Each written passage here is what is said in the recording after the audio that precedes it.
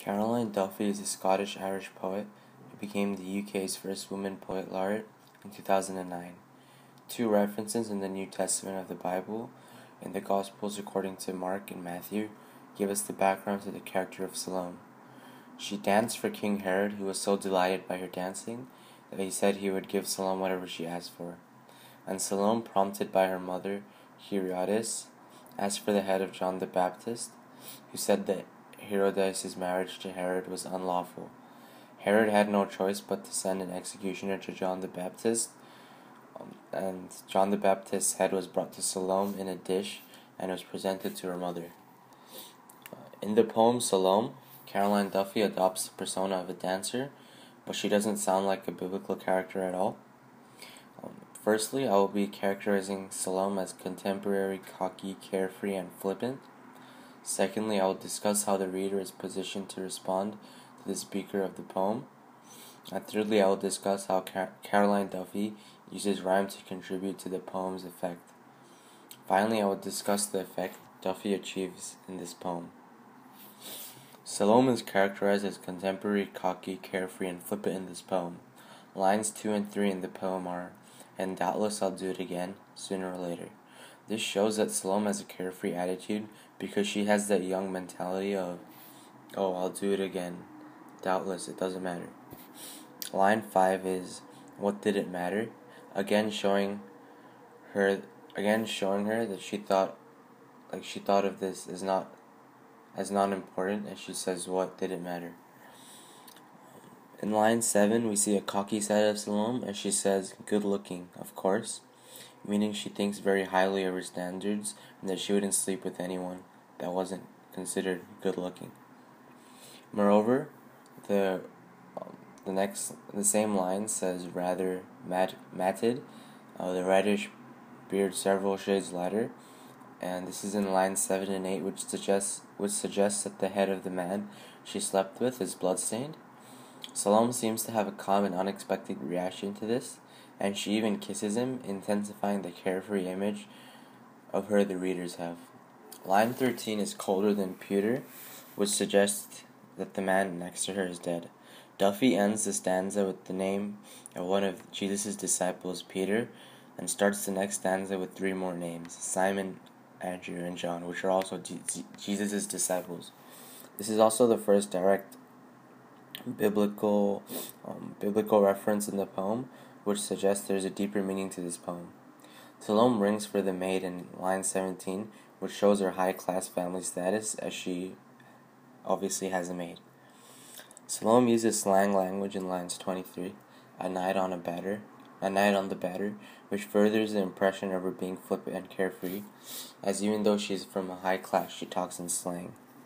Duffy uses the connotations of alcohol, cigarettes, and sex by saying booze and the fags and the sex, which shows the reader that Salome wasn't a classy woman, and she isn't shown as a person with self-respect. She then refers to the man as blighter, which is an impression of nuisance, which shows her flippant attitude that she shows no regard to the dead. In line 30, Salome alludes to either physical or sexual perversion, physical violence or sexual perversion by saying beater a biter, showing a cocky and arrogant attitude as well, as a dead man is in front of her and it's no matter of a joke. Duffy uses a simile in 931, like a lamb to the slaughter, which has biblical connotations and is also ironic, as he in fact has been killed, which furthers the reader's impression that Salome is very flippant and has no respect. Another example of slang used by Salome is in line 35, "And ain't life a bitch," which shows her language itself is contemporary and informal. The last line of the poem was his head on a platter is an allusion because it's just the way that John the Baptist had been brought to Salome after she danced for Herod, which is a very dramatic ending.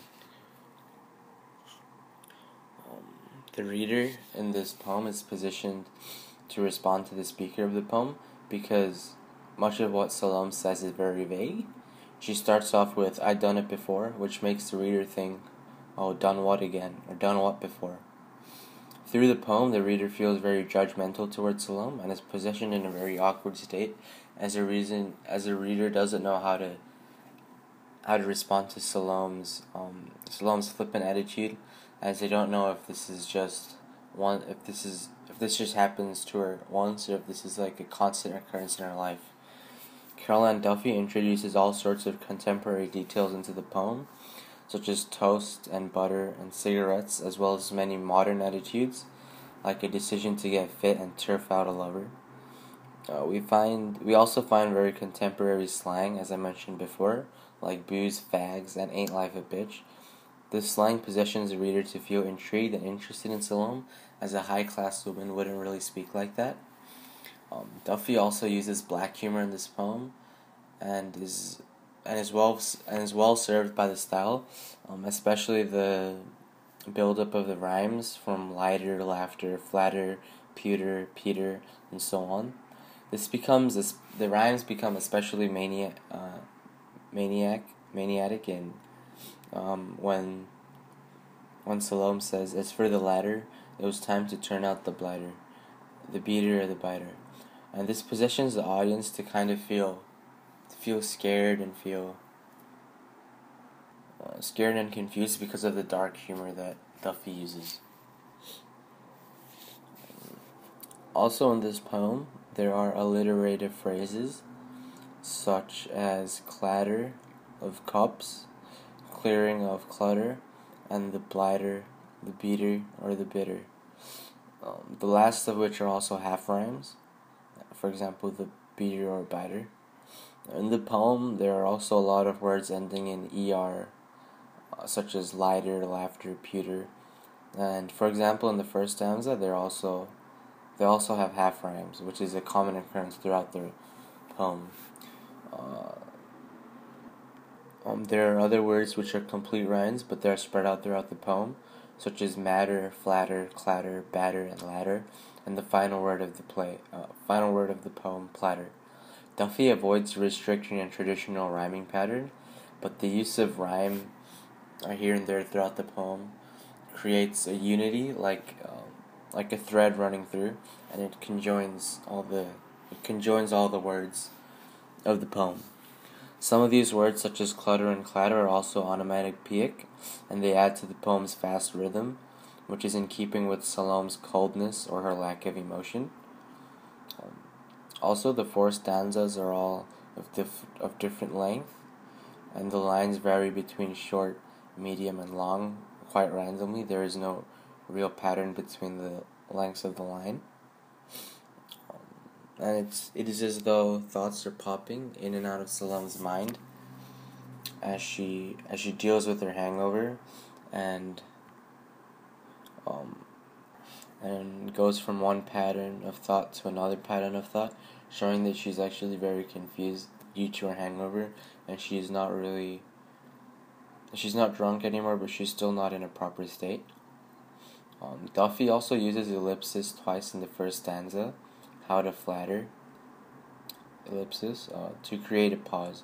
This pause shows that Salome is actually in deep thought, and the ellipsis also shows how Salome is questioning herself, because she says how to flatter whilst talking about a dead man, which have no relation together. And in the next line she says, "which I kissed," and obviously you would not want to kiss a dead person, which also contradicts what Salome is saying. And additionally, Caroline Duffy uses enjambment to extend an idea or description throughout this passage. An example of enjambment was good looking, of course, dark hair, rather matted, the reddish beard several shades lighter, with very deep lines around the eye. From pain, I'd guess, maybe laughter. Thank you for listening to my IOC about Salome. I hope you enjoyed it.